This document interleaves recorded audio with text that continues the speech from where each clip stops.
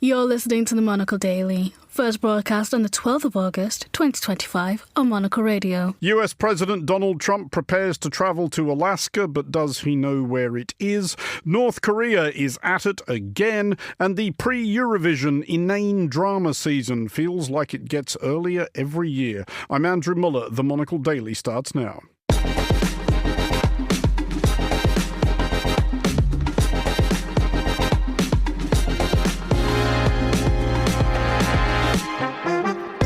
Hello and welcome to the Monocle Daily, coming to you from our studios here at Midori House in London. I'm Andrew Muller. My guests Marion Messmer and John Everard will discuss today's big stories, and we'll hear from the historian Jill Kastner about the new book she has co-written on the history of attempts to overthrow rival governments by means other than force. Stay tuned, all that and more coming up right here on the Monocle Daily.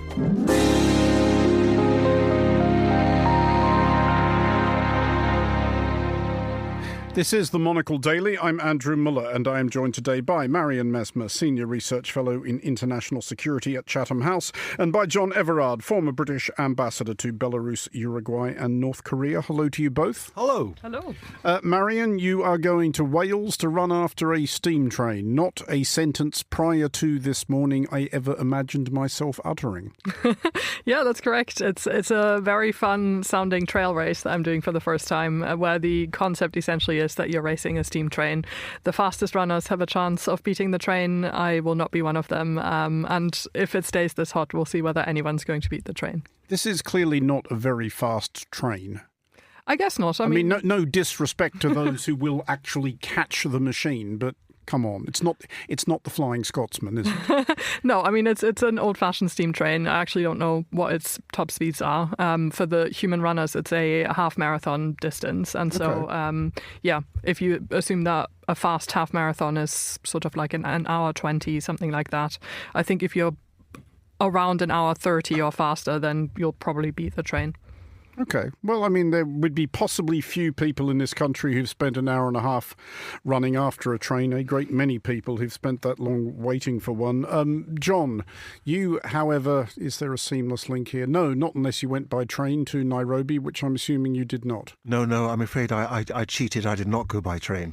No, I was in Nairobi, as you just said, attending a conference organised by Koreans involving Kenyans. It was quite an experience.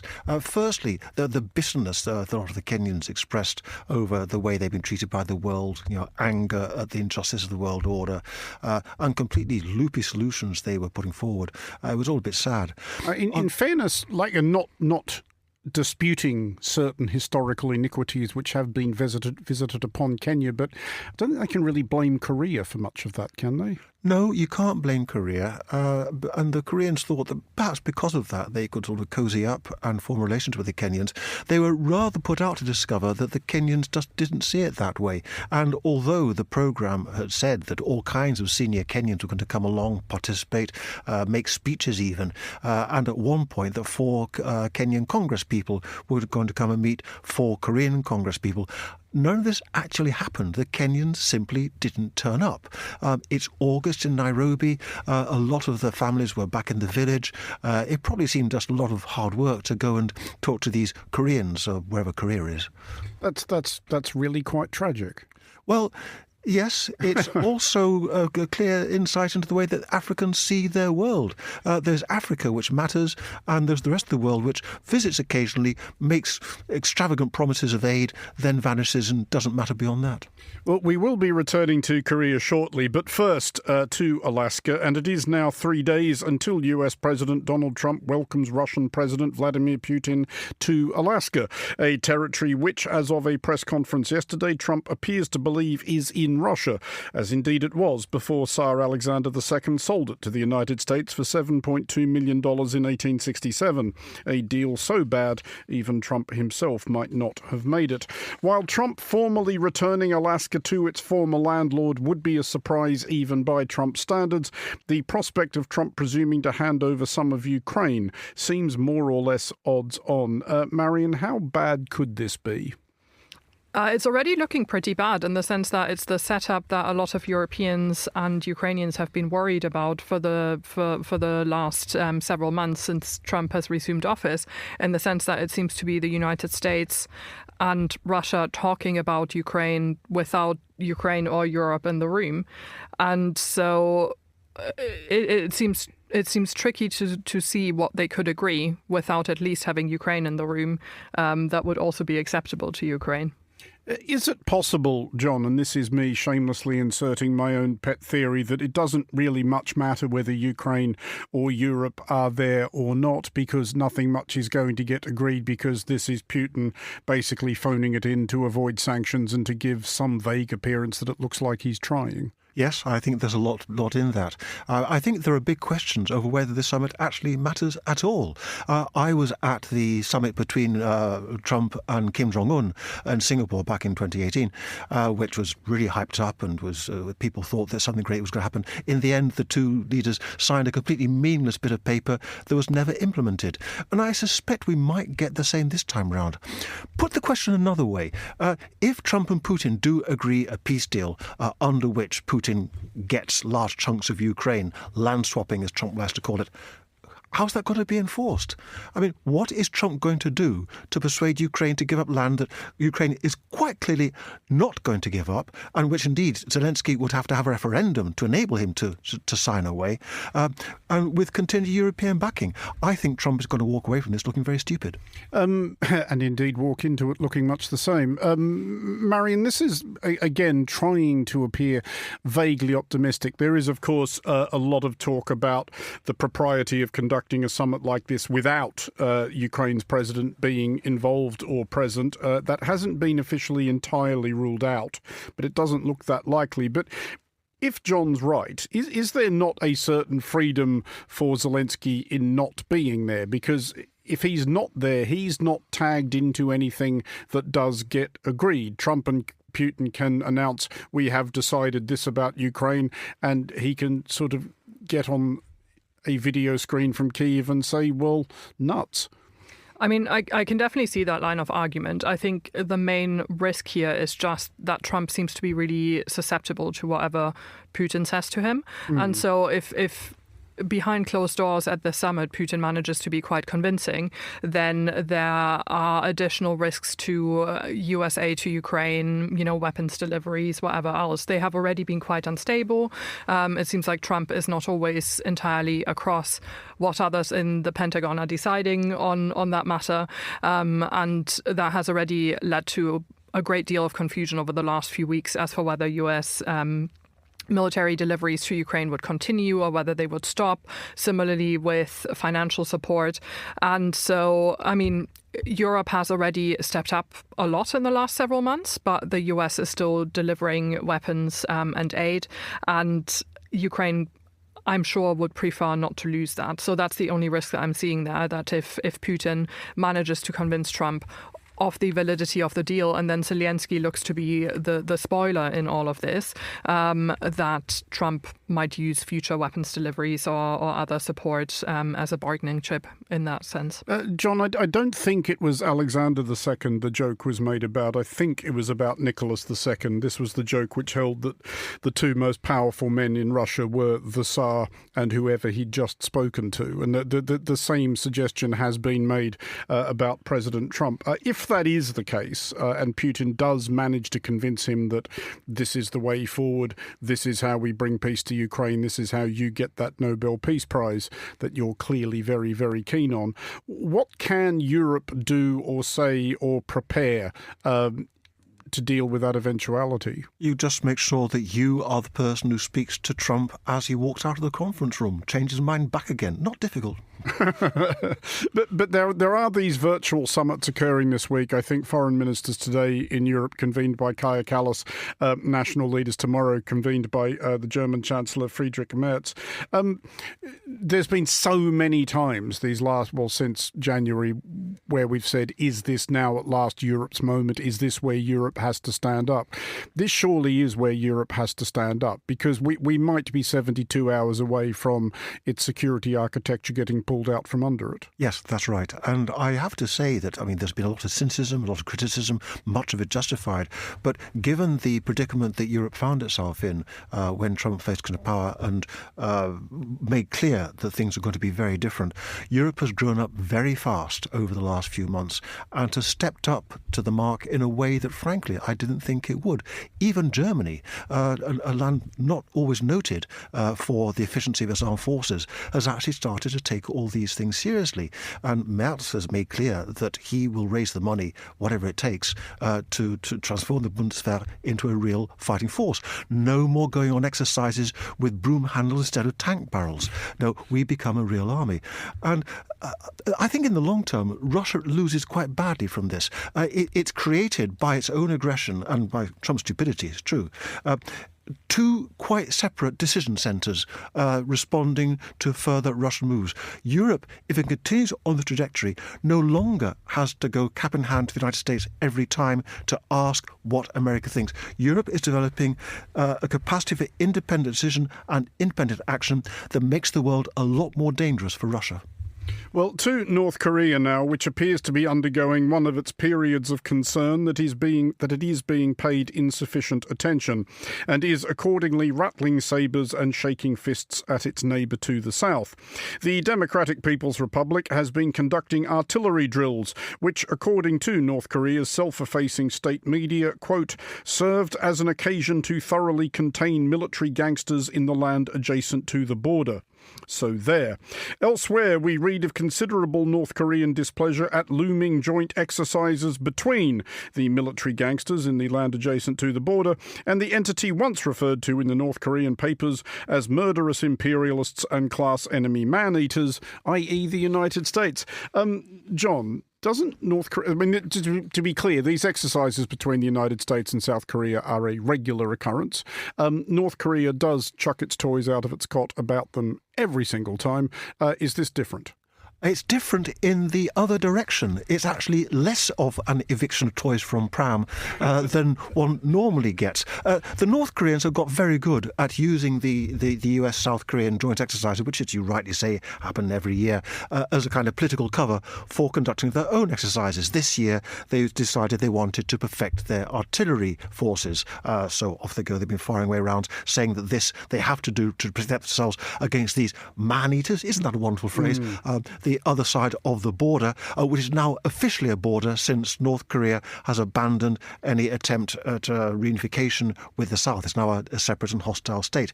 But notice that Kim Jong-un, who normally attends these exercises, has not done so this year. This is, of course, comrades, nothing to do with the fact that it is 35 degrees in Pyongyang and the prospect of sitting on a yacht just off the North Korean coast may be just a little bit more attractive. Also, the fiery statements that they put out this year have been actually quite a lot less fiery than in previous years, probably because despite all the hostile rhetoric against South Korea, the two sides have actually ratcheted down quite a lot over recent weeks. They've stopped flying propaganda leaflets across the border, and they have both taken down the propaganda loudspeakers. And the North Koreans probably didn't want to spoil the party just yet. Nevertheless, Marion, as a general principle, is it not a bit weird that we have become, as a world, so accustomed to this somewhat volatile, unpredictable, nuclear-armed prison state, every so often sort of popping up and threatening to obliterate everybody around it, and by now the world's reaction is just... I mean, I think that's obviously not a good state to be in, right? But at the same time, this kind of posturing happens across lots of different adversary lines. You have similar dynamics between, NATO exercises and Russian exercises. Mm-hmm. So in a way, it's just part of diplomatic signaling, just by other means. And I think the other thing is also that if it's a predictable back and forth, if you know that this is going to happen on an annual basis and you can calibrate the language accordingly, then it's almost reassuring to have it as a channel of exchange. I'd be much more worried if it was even quieter, or, if there was something completely unpredictable happening, because then you'd have to wonder what is going on. But if it's essentially this level of back and forth, then I think that's probably quite safe. I mean, to pass the language even further, John, North Korea is, with reference to these exercises, warning of, and I quote, negative consequences. But that presumably, is that better than we will incinerate the entire nation of South Korea in a lake of fire?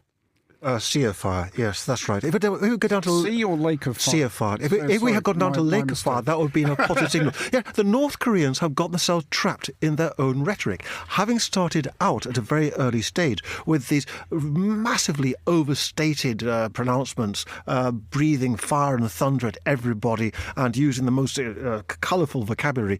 They cannot now change that vocabulary without people reading that as a signal of either weakness or conciliation, which they're not prepared to make just now.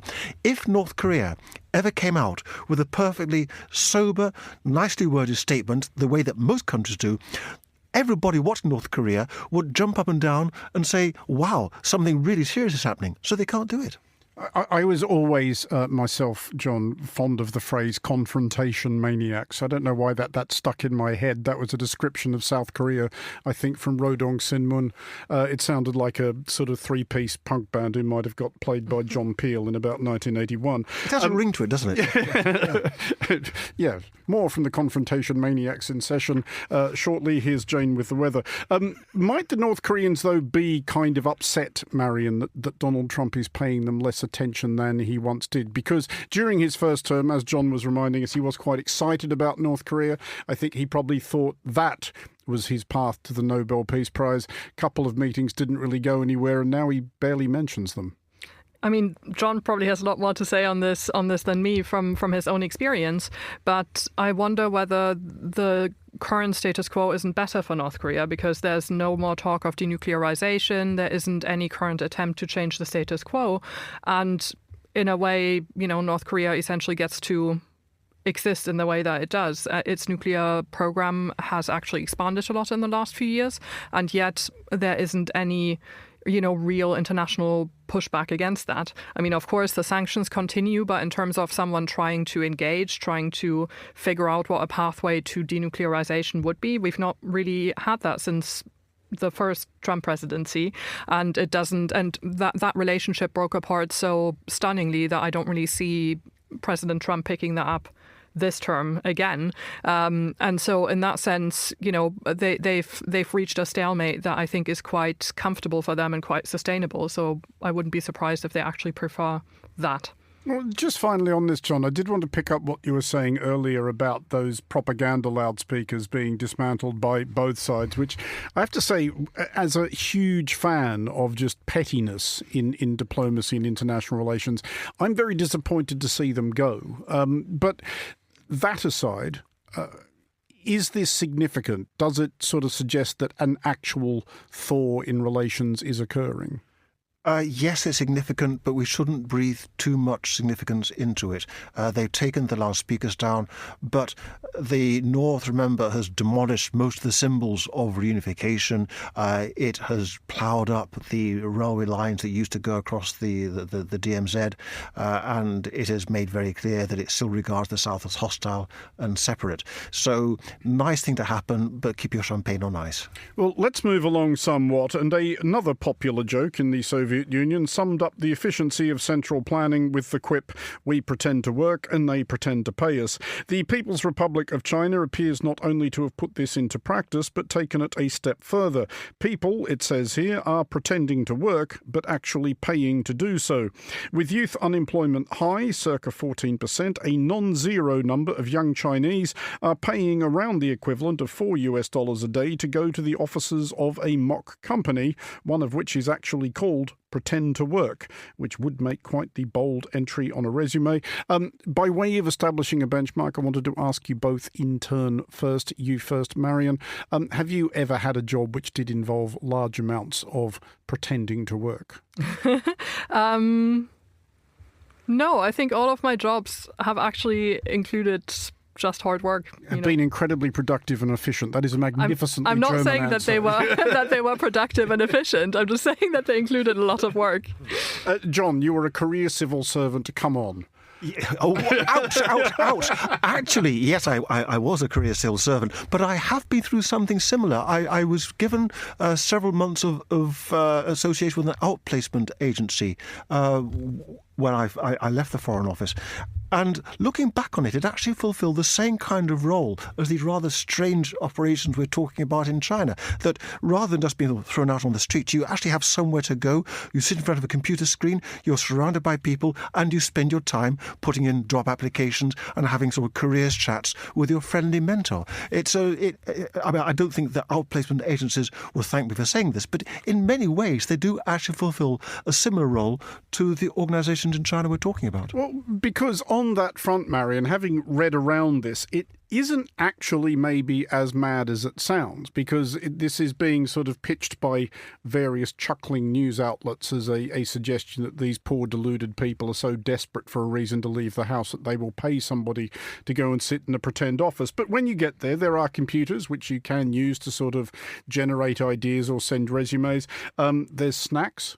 Always important. And I think most importantly, there are other people. So there's a network. There's people you can draw comfort from, that you can bounce ideas off, that you may even form a company with. This is not actually a terrible idea. I mean, charging people to do it is a terrible idea.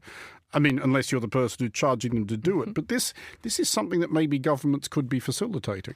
Yeah, I mean, the sad name aside and you know, the kind of deception aside that some of the people going there seem to feel the need to deceive their friends, family, you know, former university and so on into believing they actually have a job. It sounded a bit like a co-working space, you know, and people do pay to go to a co-working space because they might not have an appropriate workspace in their house, or maybe they are more productive if they leave their house. So in that sense, I didn't think it was a terrible idea at all. And the camaraderie seemed to be quite nice, because actually, I mean, I thought it was such a sad story in the sense that if you've ever gone through a period of struggling to find work, you know how isolating and alienating that can be, and also how embarrassing it can feel. And so in that sense, you know, given that this seems to be affecting primarily young university graduates who are also really struggling to find work in the UK, I can definitely see the appeal in the sense that you're providing people with a community, you're providing them with a structure, you're providing them with a place to go while they are applying for jobs.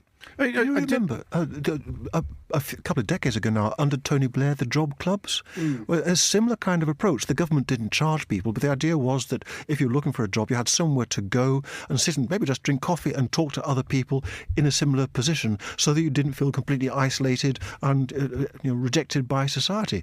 And they were a great success. I think they meant a lot to a lot of people. They got cut in the end because, of course, there was no money, but it wasn't a bad idea. To bring it back to the alleged reason for the success of this organisation, this is the youth unemployment in China, John. 14% is not as bad as in some European countries, 14% of young people out of work, but it's not good. And because this is China we're talking about, that is a objectively large number of people. Is there a simple reason why so many young Chinese are out of work?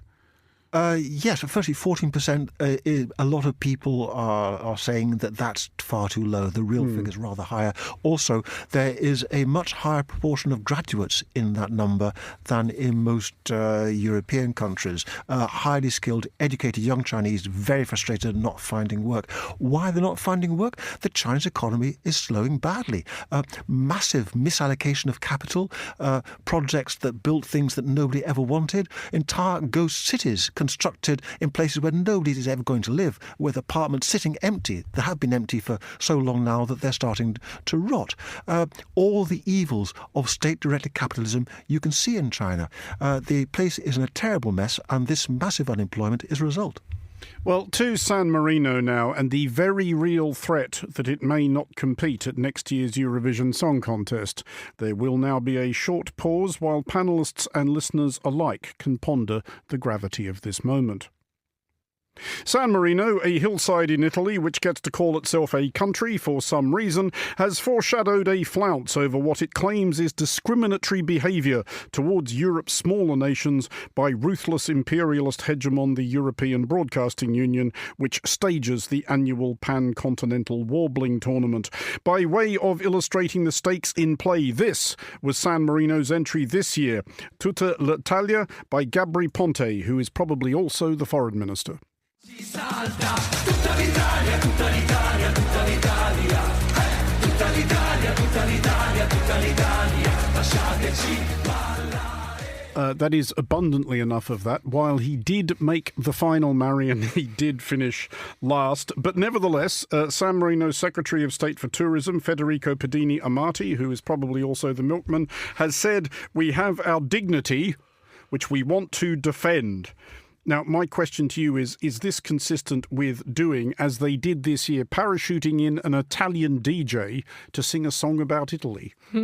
I mean, Eurovision is funny like that, right? I mean, the Swedish contribution this year was actually a Finnish Swedish language minority band that is quite popular in Finland, as far as I understand, and I thought also had a really fun contribution to Eurovision. So I don't know. I mean, I think that's sort of part and parcel of what makes it fun, and I think encouraging us to think about what we have in common and what cultural bits connect us rather than divide us is the fun bit.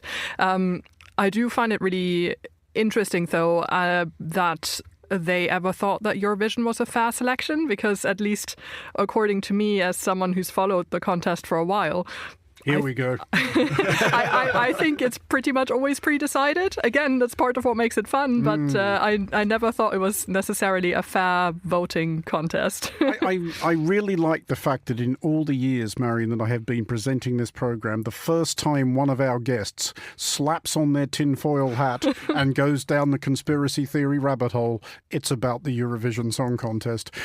John, on the strength of what we just heard there and what we may have heard from San Marino in previous years, honestly, who remembers? Do you think the song contest would struggle on without them? Well, I think it would be clearly significantly impoverished. I mean, remember that Eurovision is still reeling, comrades, from the withdrawal of Andorra in 2009. That is true. They haven't competed since, went out with a sulk, never actually made the finals, and said in the end, we're not going to play anymore. It's also been badly damaged by the failure of Liechtenstein to join the European Broadcasting Union, thus excluding Liechtenstein, tragically, from competing in Eurovision. But I think that the big one, the one that keeps us all on tenterhooks, is the fact that although it is a full member of the European Broadcasting Union, and although it has every right to compete, Vatican City has never actually put forward a Eurovision entry. We just wait for the day. I mean, that does seem incredible. There is a rich musical heritage upon which they could draw. They have no shortage of silly outfits. Absolutely. I mean, what's not to like? My mind is starting to boggle, rather. But a Vatican City entry to Eurovision, I'm up for it. I would love that. I mean, what I would say to Andorra and to any other country that feels hard done by is, you know, we've had San Marino might have been last this year, but the UK was last 1 year, and then I think won the year after. So you never quite know what happens in Eurovision. I think the UK's last fairly often, but I'm not sure that's necessarily, Marion, anything to do with the quality or otherwise of their music. I do want to make clear, I've been to San Marino. It's delightful. I definitely recommend it to people. The food's great. The architecture is magnificent. On a clear day, you can see all the way across the Adriatic to Croatia. Spectacular spot. I also think, Marion, that the small, weird country should absolutely be part of Eurovision, and listeners will have heard me discuss this with our Eurovision desk chief, Fernando Augusto Pacheco. We both think the semi-finals should be abolished. It should all be one event. Everybody should get their go on the night. And if it goes on for 9 hours as a consequence, then so be it. Yeah, I think I would agree with that. And I mean, the other delightful thing is that we've got Australia as an honorary participant, We're right? a full participant. We've been robbed every goddamn year. I mean, I would go further, John. I think lots of other, not necessarily nation states, should be encouraged to enter. I mean, Svalbard, the Isle of Man. I mean, why not? Yes, absolutely. The pharaohs. Pharaohs. In there. Do we get a Greenland entry these days? We're missing one, I think. Yes, there's a lot of scope there. 9 hours, not nearly enough. Roll it on. John Everard and Marion Messmer with that blow for common sense. Thank you for joining us. Finally on today's show, and echoing several themes of today's show, the world teems with pestilential and unpleasant regimes about which it might be reasonable to conclude that both the people they oppress and humanity at large would be better off were they ejected. Sometimes efforts are made in this direction by outside players, often by force, not always with the purest of intentions, and rarely with quite the outcome anybody anticipated. Accordingly, more subtle gambits are sometimes attempted, and these are considered in a new book by Jill Kastner and William C. Walforth, A Measure Short of War, A Brief History of Great Power Subversion. I spoke to Jill earlier and began by asking her about her definition of the word subversion. Well, the thing that sparked the research of this book was the Russian meddling in the U.S. presidential election in 2016. So subversion, we decided that we needed to come up with a definition because it's a sloppy term. It's often inelegantly applied, and it's bandied about, and it tends to lose its meaning if you don't nail it down. So we decided that subversion is hostile, unwanted action on the territory of a rival with the intention of either weakening the rival or changing its foreign policy somehow. And if you break that down, it helps to think about it that way because the action has to be hostile. So if you've got covert action to prop up a government, that's not subversion. And it's got to seek effects. So espionage is not subversion. And often in the broader world, people confuse these terms. And so for us to get a really clean definition was very important. There's a lot of really wonderful scholarship out now about election meddling and covert action and all these different things which are tools of subversion. But what we wanted to do was bring them all together and look at subversion as a tool of statecraft to sort of give it a new reputation, to elevate it, to make it kind of on par with diplomacy and balancing and war, because it is a thing that states use for rational purposes. And if we look at it that way, then we can think about it more calmly and we can have a better chance of defending ourselves against it. Because as your book makes clear, it is not a new idea, subversion. This has been going along for at least as long as diplomacy, espionage and warfare have been going along. But I was interested in the chapters where you talk about subversion in antiquity, where obviously they didn't have the option of setting up fake Facebook accounts. So how difficult or easy was it if you wanted to subvert Sparta or Rome or Persia or Greece? Well, in some ways it was easier because those city-states in the ancient classical world, in classical Greece, were very porous. So if you look at industrialized nations now, they're pretty tough targets. They've got good intelligence bureaucracies, and they've got good law enforcement, communications, patriotism, all these things that make it difficult for an adversary to subvert if it's a great power, if it's a big country. In the ancient world, there are a couple of things. One is that warfare was almost constant. It's like every summer you went to war. And that meant that the levels of hostility that encouraged subversive behavior were kind of always there. And it also had subversive action baked into the way that politics were undertaken at the time. So, one of the punishments for a naughty citizen would be exile.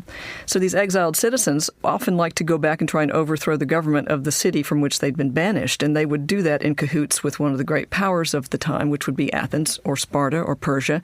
So there was a lot of that going on. And it was easy to kind of sneak into the city walls and, assassinate somebody and bribe someone else. It was just a lot easier then. The other thing that was interesting about the ancient world is that there was a position of the proxenos, and this would be an affluent, influential statesman who would be the representative of another city-state within the city. So, for instance, you could be a wealthy citizen of Athens, and you could be the proxenos of Sparta, and that meant that you looked after Sparta's interests in Athens. And they did this, among all the little states. But not only were they doing that, there's a lot of evidence that shows they were involved in intelligence gathering and in clandestine activities like bribery and coups and assassination. So it was a real rough and tumble, a lot more subversion in that day that was decisive than what we see now. There are obviously many advantages of subversion as a tool of hostile statecraft. It is certainly, compared to open warfare, much, much cheaper. It is relatively deniable. But I'm also wondering, does it have, or are there examples of it having one of the disadvantages of open warfare, which is that as anybody who's ever been to war will wearily confirm, once you start one, you only have really limited input into where it goes. These things do have a means of taking on a life of their own. Is that a hazard with subversion as well? Yes, it is, particularly with the more kinetic end of the spectrum. So if you're doing propaganda or disinformation, you can control that a little bit more, and also the effects of that are not as deadly or as physical. And if you imagine it as a spectrum going towards something that's more violent, so sabotage or throwing in some paramilitary guys or assassination, something like that, that's really hard to reverse. And once you've got those people on the ground, they're really hard to control. So the principal agent problem is tricky when you've got agents on the ground and you're a long way away and you're trying to keep it secret. The covertness is really important for that. I mean, is there an inbuilt disadvantage for some countries when they are being subverted? We started out by talking about the example of Russia's messing in the 2016 presidential election in the United States. Is it easier for a country like Russia, i.e. authoritarian, censored, etc., to run subversion operations in a country like the United States than it is for the United States to do similar in Russia? Yes. The answer is yes. An autocracy like Russia doesn't have to worry about elections every 4 or 5 years, doesn't have to worry about public opinion, doesn't have the same sort of constraints, and can direct a budget to whatever it wants. And so, yes, there's an advantage to that. That doesn't mean that they'll be more successful, though. It's easier for them to perpetrate the activity, but there's no guarantee that it'll have the effects. And what we saw with 2016 and throughout the last several centuries is that subversion among great powers tends to be self-limiting because of the strength of those powers, because of the nature of needing trust or cooperation with another power on some issue completely unrelated to the issue of contention between the two of them. And so for an autocracy, yes, it's easier to launch, but democracies are surprisingly robust. And we've seen that all the way along in the 30s, for instance, when the Comintern was active all over the place and people were worried about Soviet subversion. You had the Great Depression, you had new technology in the form of the radio. So there were lots of ingredients that would have made you think that the democracies would have given in and that subversion would have been much more successful, but it wasn't really. People are patriotic. They don't like it when someone's messing around in their country. So that's very powerful. And just finally, how do you see it evolving? Do you, for example, share the concern, which I know is aired in some quarters, that a platform like TikTok is essentially a vast Trojan horse launched by the Chinese Communist Party? Yes. Yes, it is. But it's like everything else. Technology is a double-edged sword. Things that are used to subvert can also be used to defend. And it all comes down to what individuals do. And so that's down to individual responsibility and education and pulling your eyeballs up off of your iPhone and getting off of TikTok and thinking about who's benefiting from what you're being exposed to and where that's going. So, one reason for investigating subversion the way that we have is to think of better ways to fight back against it. And so one of those ways is to have a sort of a gimlet eye on things like TikTok, not ban them necessarily, but be very aware of what the repercussions can be. That was Jill Kastner speaking to me earlier. A Measure Short of War, a brief history of great power subversion is available now. And that is it for this edition of The Daily. Thanks to our panellists today, Marion Mesmer and John Everard. Today's show was produced by Tom Webb and researched by Henry King. Our sound engineer was Elliot Greenfield. I'm Andrew Muller here in London. The Daily is back at the same time tomorrow. Thanks for listening.